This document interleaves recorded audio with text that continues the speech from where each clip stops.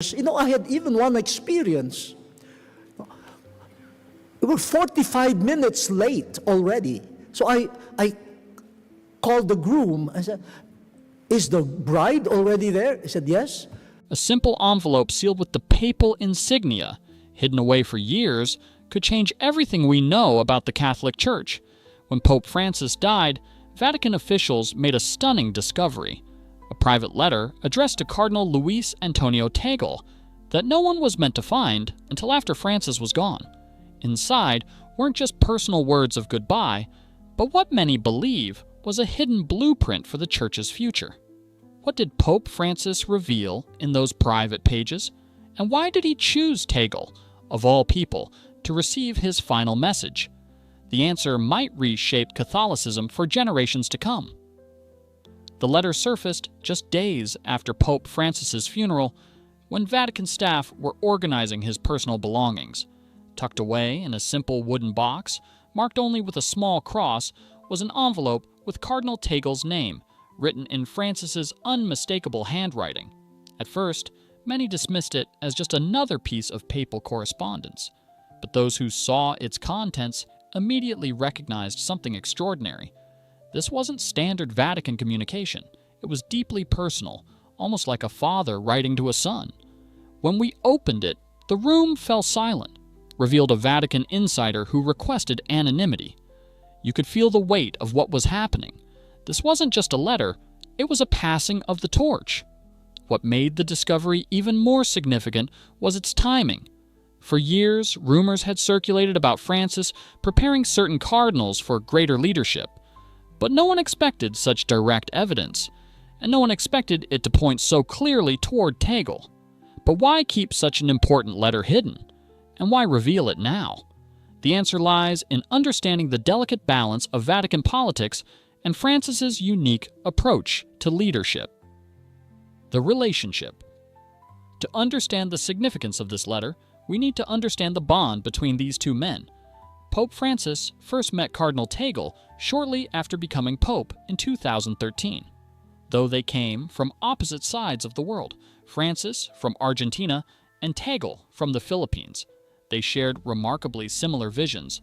Both men rose from humble beginnings, both dedicated their ministries to the poor and marginalized, and both believed the Church needed to become more compassionate and less bureaucratic. When they spoke, it wasn't just two church officials having a meeting, explained a longtime Vatican observer. It was two kindred spirits recognizing each other. Francis quickly brought Tagle into his inner circle, appointing him to key positions that raised eyebrows among Vatican traditionalists. In 2019, he named Tagle as prefect of the Congregation for the Evangelization of Peoples, one of the most influential positions in the church hierarchy. But it wasn't just about titles. Those close to both men noticed something more personal developing. Francis began mentioning Tagle in speeches, often praising his compassion and wisdom. During a visit to the Philippines, Francis was caught on microphone telling Tagle, "You carry my spirit," a phrase that would later take on profound significance. As Francis's health declined in his final years, these moments of connection became more frequent and more meaningful. Many now believe Francis was deliberately grooming Tagle, preparing him for a greater role that would only be revealed after Francis was gone. Letter content revealed. While the Vatican hasn't released the full text of the letter, sources familiar with its contents have shared key passages that sent shockwaves through church leadership. "The future of our church doesn't belong to those who cling to power," Francis reportedly wrote. "It belongs to those who embrace service. Remember this when the time comes for new leadership." The letter wasn't a formal directive.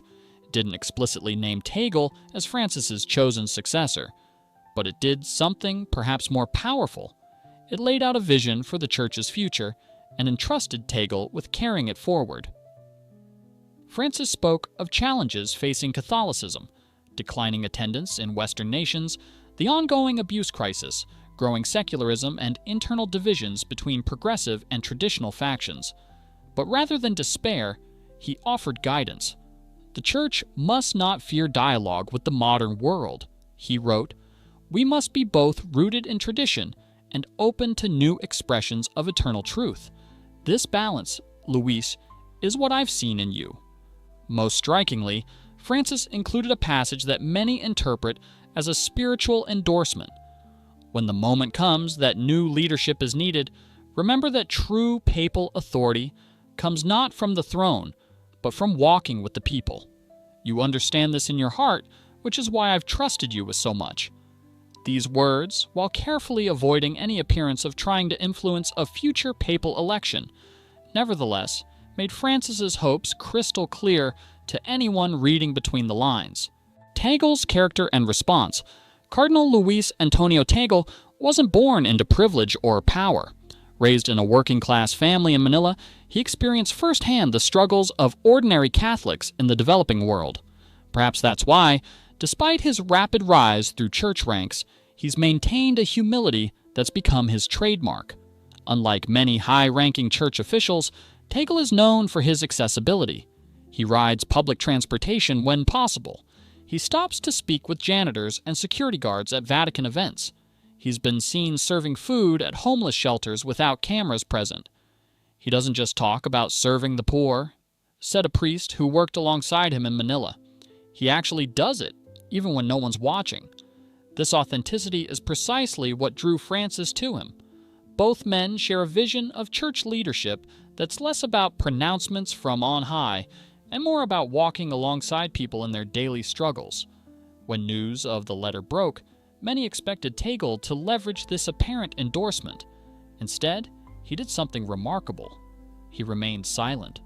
For weeks, as speculation swirled around him, Tagle continued his regular duties, refusing all interview requests about the letter. When finally cornered by journalists after a Mass in Rome, his response was characteristic. "The Holy Father's words are a responsibility, not a privilege. I can only try to be worthy of his trust through service, not ambition." This reaction only strengthened his supporters' conviction that Tagle embodies exactly the kind of humble leadership Francis envisioned for the Church's future. The timing of this letter couldn't be more significant. The Catholic Church stands at perhaps its most crucial crossroads in generations. In Europe and North America, once the strongholds of Catholicism, churches sit empty, while seminaries struggle to attract new priests. Meanwhile, in Africa, Asia, and parts of Latin America, Catholic communities are growing rapidly, but often lack resources and recognition from Rome. The abuse crisis continues to undermine trust in church leadership. Questions about the role of women, approaches to LGBTQ Catholics, and engagement with other faiths divide both clergy and laity. Francis spent his papacy trying to navigate these tensions, pushing for a more inclusive, merciful church, while maintaining essential doctrines. Now, with his passing, two distinct visions compete for the Church's future. Traditionalists advocate a return to stricter interpretations of doctrine and liturgy, arguing that the Church must stand firm against secular influences. Progressives believe the Church must evolve its approach to remain relevant while preserving its core message. The letter to Tagle suggests Francis was looking beyond his own papacy, hoping to ensure his vision of a field hospital church, one that prioritizes healing wounded souls over enforcing rules, would continue after him. This letter isn't just about one cardinal's future, explained a theologian familiar with Vatican politics. It's about the soul of Catholicism in the 21st century. Vatican politics and division. The revelation of Francis's letter has intensified divisions already simmering within Vatican walls. Sources describe heated discussions in private meetings and a growing polarization among cardinals. Some see this as Francis reaching beyond the grave to influence the next papal election, said a church historian. Others view it as a spiritual father simply offering guidance to a trusted protege. Those aligned with Francis's vision of a more pastoral, inclusive church have rallied around Tagle, viewing him as the natural continuation of Francis's reforms. Traditional factions concerned about preserving orthodox teachings and practices have begun positioning alternative candidates they see as more faithful to unchanging church doctrine. These tensions aren't just academic, They reflect fundamental questions about how Catholicism should respond to a rapidly changing world. Should the Church adapt its methods while maintaining its message? Or does adaptation itself risk compromising essential truths? Behind the scenes, networks of influence are forming. Cardinals are having quiet conversations about the Church's direction. Publications aligned with different factions are subtly promoting their preferred visions. And through it all, Tagle remains focused on his work, neither campaigning nor withdrawing. The divisions we're seeing now are really about fear versus hope. Observed a prominent Catholic journalist. Fear that change means losing our identity, versus hope that renewal means rediscovering our essential mission. Francis's letter, while not explicitly political, has become a powerful symbol in this struggle for the Church's future. If Tagle does indeed rise to greater leadership, whether as Pope or as a guiding influence in the next papacy, the implications would extend far beyond Vatican City. As the first Asian Pope in modern history, his elevation would acknowledge the shifting center of Catholicism toward the global South. It would signal recognition that the future of the faith lies not in its traditional European strongholds, but in the vibrant, growing communities of Africa, Asia, and Latin America. Tagle's leadership would likely emphasize several priorities that reflect his background and Francis's mentorship: greater attention to poverty and economic justice, building on both men's commitment to a poor church for the poor, continued emphasis on environmental concerns, seeing ecological destruction as both a practical threat to vulnerable communities and a spiritual crisis, more inclusive dialogue with other faiths, especially in regions where Catholics are minorities, a more pastoral approach to controversial issues focusing less on condemnation and more on accompaniment. For ordinary Catholics, especially those in developing nations, Tagle represents a church that sees and hears them. His humble background and approachable style make him relatable in ways many Vatican officials aren't. When Tagle speaks about poverty or climate change or migration, it's not theoretical for him, explained a Filipino Catholic activist. He's seen these realities firsthand. That perspective would transform how the Church addresses global challenges. Yet his potential influence extends beyond policy. At its heart, the vision shared by Francis and apparently passed to Tagle is about recapturing the essence of Christianity as a faith of compassion, not just compliance with rules. As the dust settles around this extraordinary discovery, we're left with more questions than answers. Did Pope Francis, knowing his time was limited, deliberately plant seeds for the Church's future through this private correspondence? Was this letter meant to be found, or was its discovery truly accidental? Perhaps most importantly, will Francis's apparent wishes materialize? The Catholic Church has weathered countless storms throughout its long history.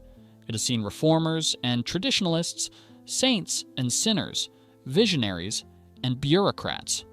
Through it all, it has continued, sometimes changing rapidly, other times resisting change with all its might. What makes this moment unique is the unprecedented glimpse we've been given into the private hopes of a pope for his church's future. Whether or not Cardinal Tagle ever ascends to the papacy, this letter has already shaped conversations about Catholic leadership for years to come. In his final words to Tagle, Francis reportedly wrote, "The Church's greatest strength has never been its wealth or power, but its capacity for renewal. Trust in that capacity, Luis, and know that sometimes the most important changes begin with a single word of hope."